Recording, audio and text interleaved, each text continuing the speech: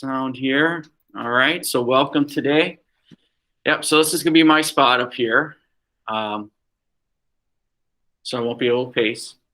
Sorry if you can't. I'll try to act a little taller, so you can see me a little bit better. But this way I can have all the stuff and not really inconvenience you too much. So here we go. Welcome back. How's it feel for you to be here? All right, see some thumbs up. All right. Okay, good. Good. So hopefully, our transition back will go good, go smooth, and we'll see if this goes to something else, Maybe there'll be another change down the road where we have more individuals here. All right. So with that, again, here we go. Welcome. And how was the parking lot? How about that? Let's talk about that. How was the parking lot? Okay. I mean, that's important stuff. So for us, what I want for us to do today is we're going to continue with our theme here of Total War. And but before we get to it, though, I do want to talk a little bit about the exam that's going to open up on Friday related to causes and effects of 20th century wars, because that's going to put some closure to this unit of study. And then we'll begin a new unit, and it'll be not our last one because we have some changes now because we don't have an IB exam. All right, are we okay with that? I see some heads going, no one wanted to go through 6 exams, all that. That is incredible, 6 exams. Yeah, I was not excited. Wow, is that both IB and AP? No. Just IB? Oh my gosh. There you go.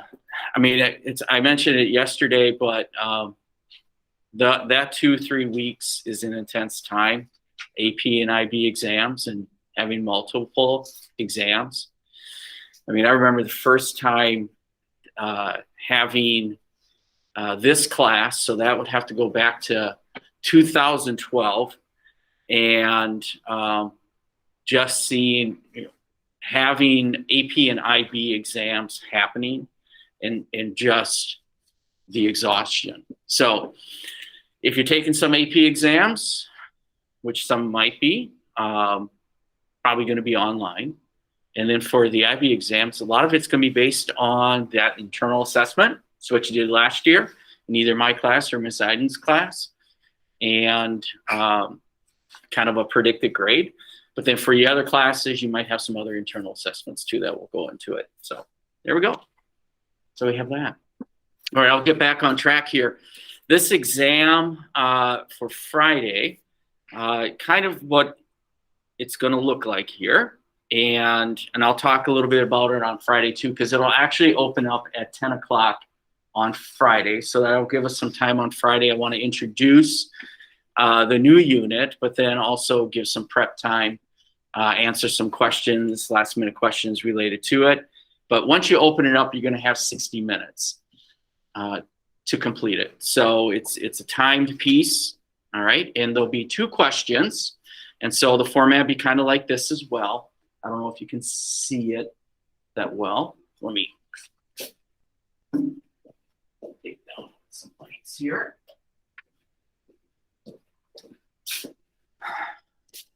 So you will have, as you can see here, this will be like the first question.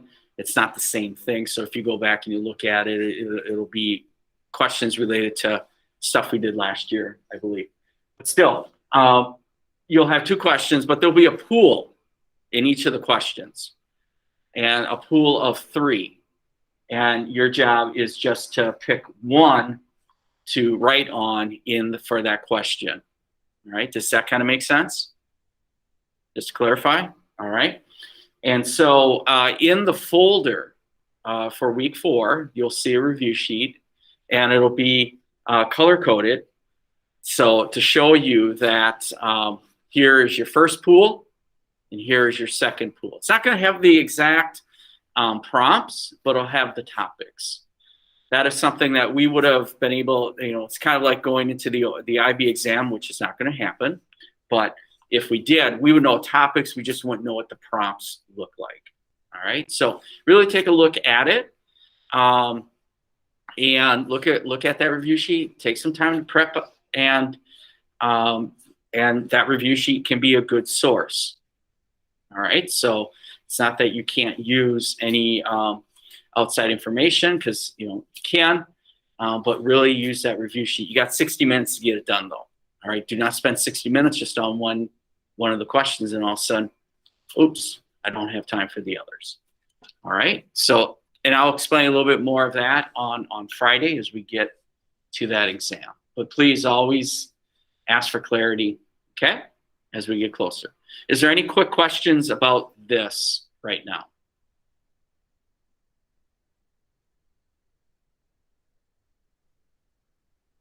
Okay, so just to review, kind of like yesterday, because we don't have an IB exam, I am going to make some adjustments, but it's really going to be for 3.1 and 3.2. So you might not see too many adjustments for the remainder of this trimester. One thing you don't have to worry about is we can take off the table writing a full-blown essay. Are we okay with that? All right, because there's no need to. If we're not taking the IB history exam, there's no need for us to really practice writing a full-blown essay. But please go to the lecture hall or access testing at this time. EL2, go to the lecture hall. Thank you.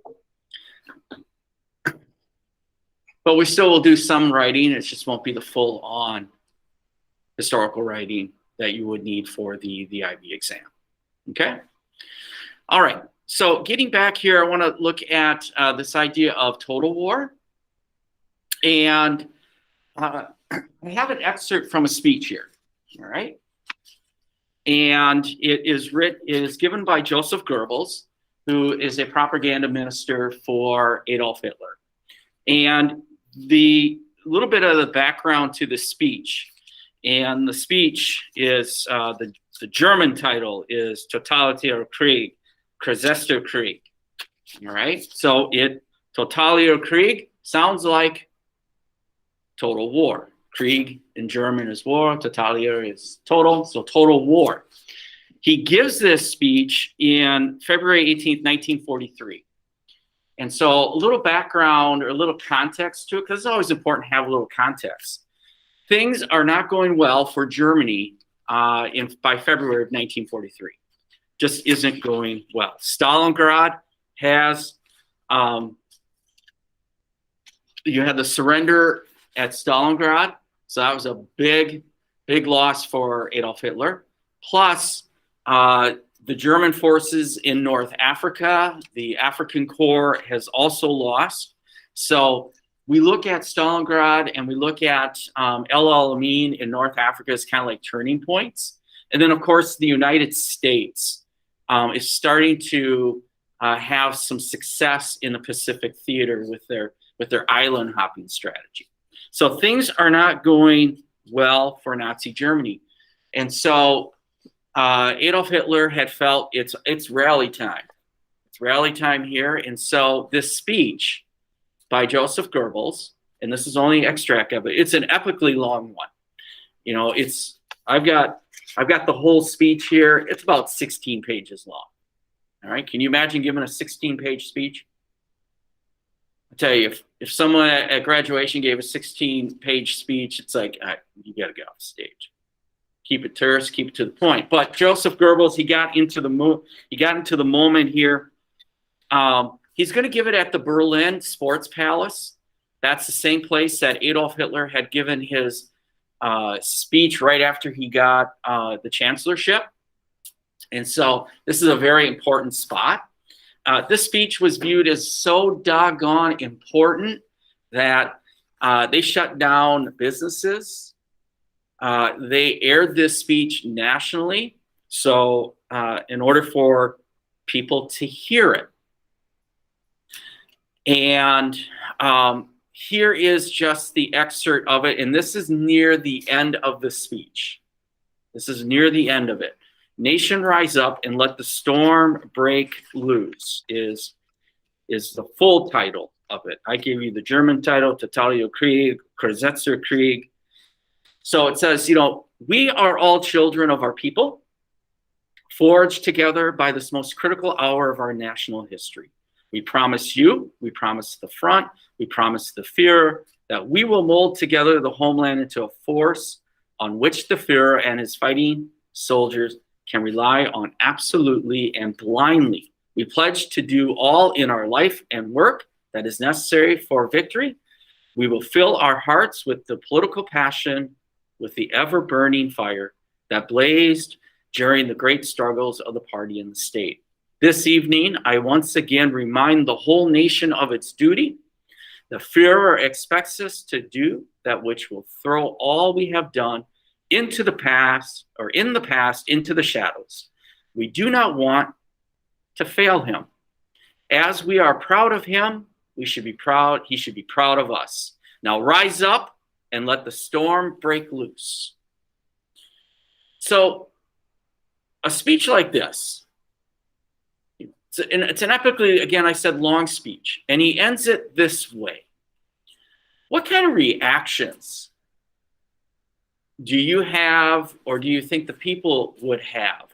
Either or. What kind of reactions do you have to this? Ultimately, you know, what's he asking?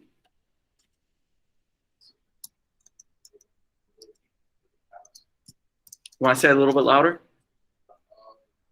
He's asking civilians to be empowered to I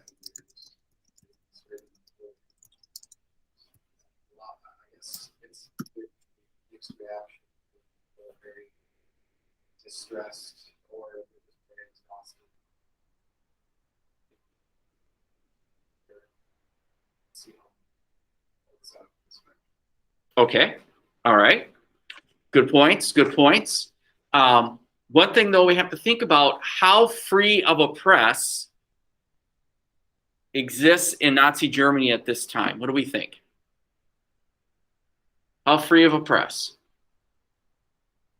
We look at Nazi Germany as an authoritarian state. It's probably not that free. So the German people really don't know the full extent of this war. They don't know that this war is getting very close to their doorstep. A year from now, it's going to be at their doorstep. But, you know, it might be that German people are feeling exhausted, but you hear a speech like this, it might get you a little pep. You know, think about, you know, those that are in athletics or have been in organizations, and all of a sudden, here comes your manager or your coach, and it's like, I'm going to give you a speech. Now go out and do it. I mean, what's he asking? What are they ultimately asking?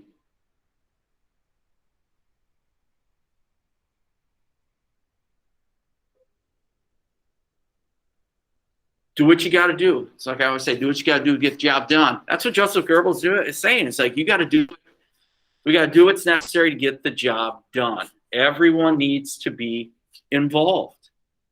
All right. So this speaks also of this idea of total war. I mean, ultimately, he's actually even asking them to give their life.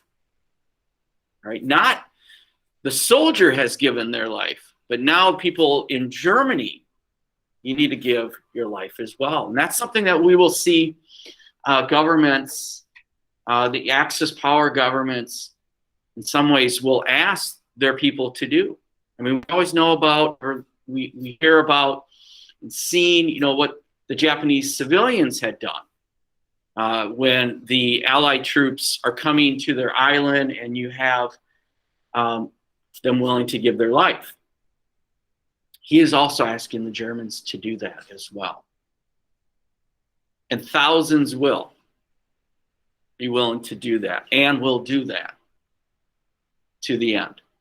Right. So this is a big speech here. It does, though, you know, the other elements of this speech revisit these ideas of what are the threats of Germany, externally and internally. You know, internally would be not willing to commit. letting defeat get into your head. Working within Germany, the enemies. External threats could be the Allied powers. And he also visits this ideology of superiority in this speech as well. So he is highlighting threats, the external, internal, and the problems that exist but can be overcome by the German people here. So that's a huge speech. All right. I've listened to a good chunk of it. It was in German, so I had to have the translation on as well. All right. So I've got a little video clip here that I'm going to show, and it's about the Battle of Kwajalein. And Kwajalein is going to occur in the Pacific Theater. Sometimes and again, this is perhaps just me, we place a lot of emphasis on what goes on in Europe. But for the United States in the Pacific Theater, for most of this war, we're really fighting it out with Japan. Britain can only do as much as it can. The Australians can, and the Kiwis and the New Zealanders can do so much. But the United States is really fighting in the Pacific Theater here. What's our strategy? What's our strategy in the Pacific Theater? Do we have a name for it?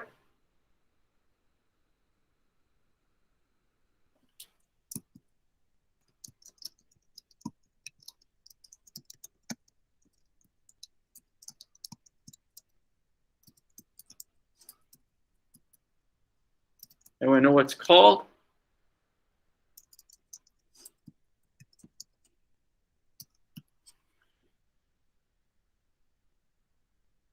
I think of a video game. In my day, a video game was called Leapfrog, island hopping, or we sometimes would call it leapfrogging. Sometimes it was called leapfrogging. We'd move from island to island, hopping from island to island with the idea of getting closer to Japan. So we can get our bombers closer and begin to attack Japan. But the key here in the Pacific Theater, if we want to look at goal here, is really got to get after the Japanese aircraft carriers and air power. All right, and so that's where battles like Coral Sea and Midway Islands have happened here. Leyte Gulf as well, knocking out aircraft carriers and aircraft. But again, with the idea of island hopping is we want to get closer and closer to Japan. I want to show this little video clip here. It's war, so viewer discretion. But it's going to give a little idea, I think, of what total war may look like in the Pacific Theater here. All right.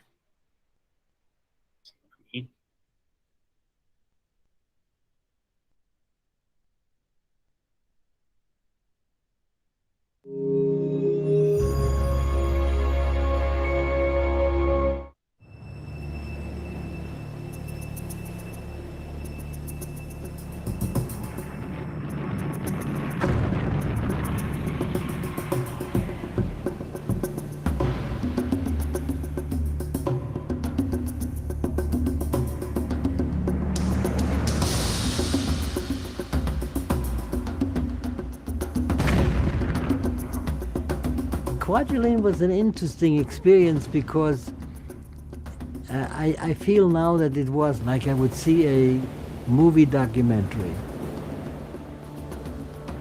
I saw the attack by our fleet, by our planes, dozens of battleships and destroyers pumping shell after shell. It seemed so overwhelming, the force that we applied to this tiny island, not more than maybe 2 miles each way. That was quite an overwhelming display of might.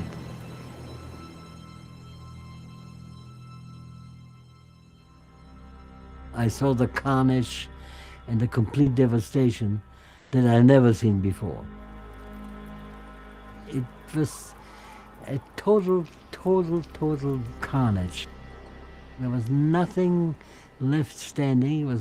Everything was just concrete and bodies and dead palm trees. Everything was just shot to hell. There was nothing there.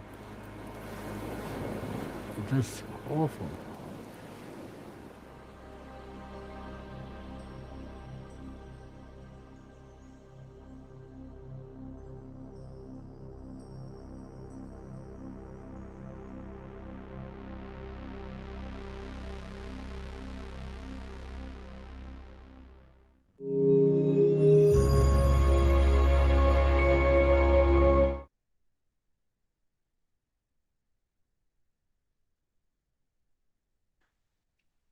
Okay, so with that, any immediate reactions to that little video clip?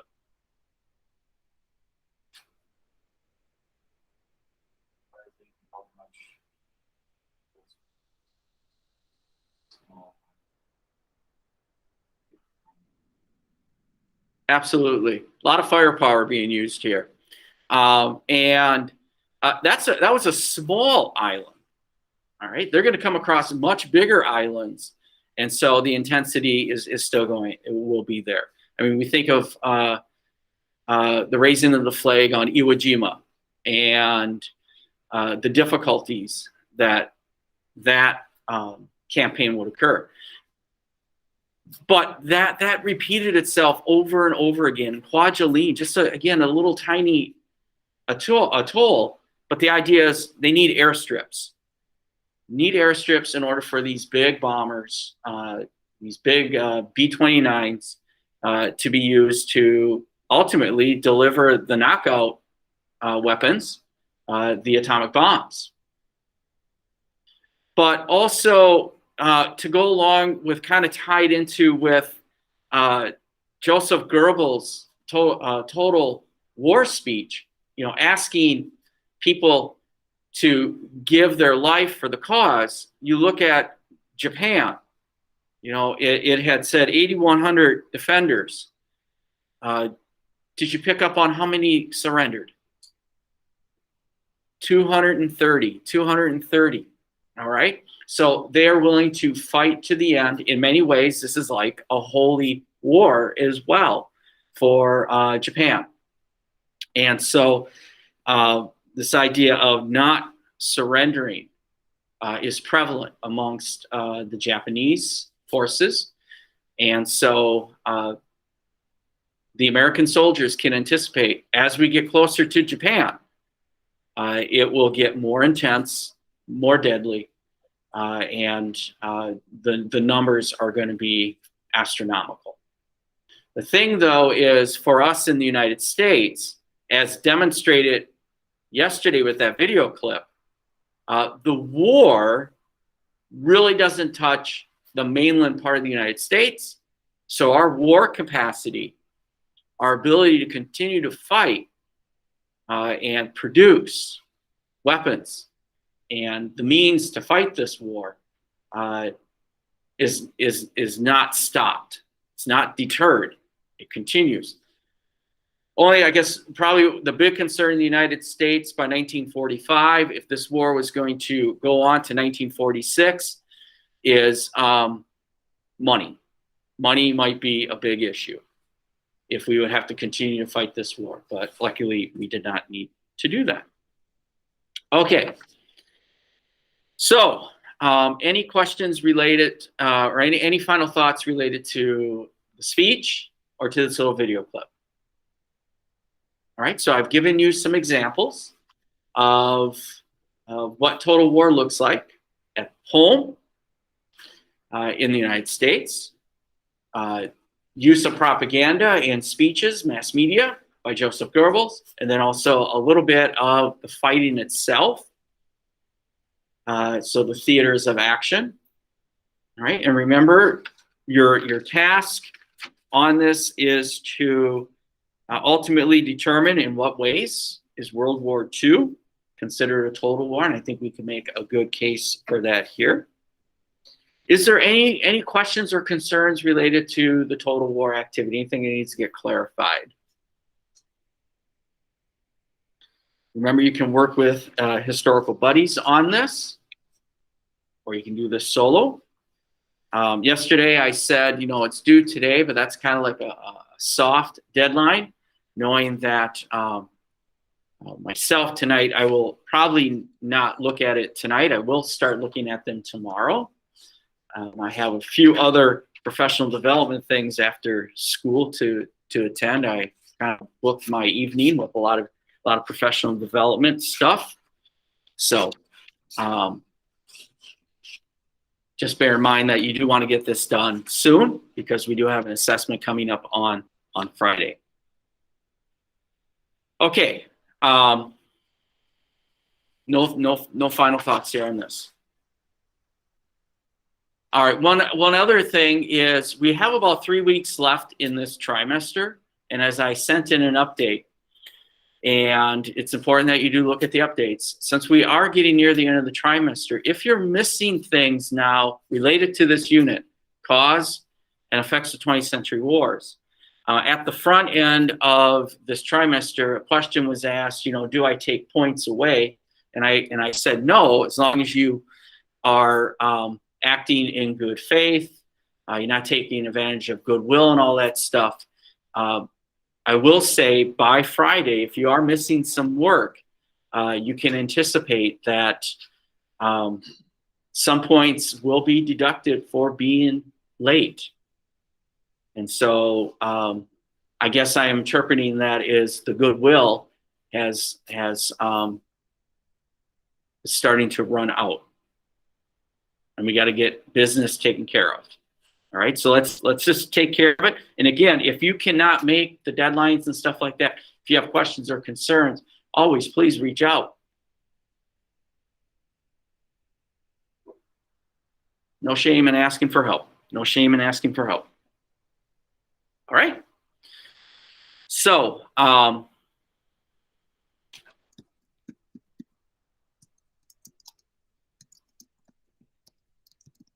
those at home, do we have any questions?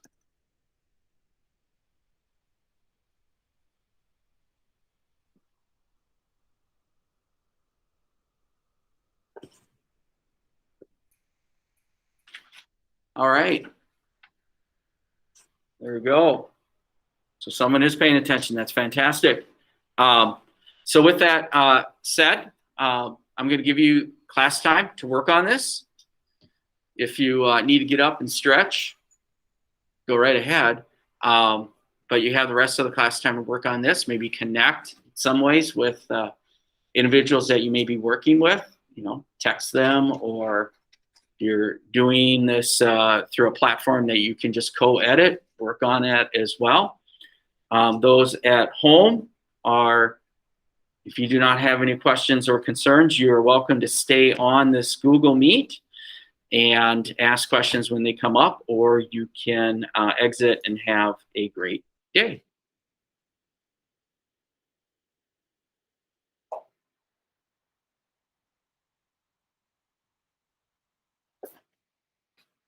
Jeez.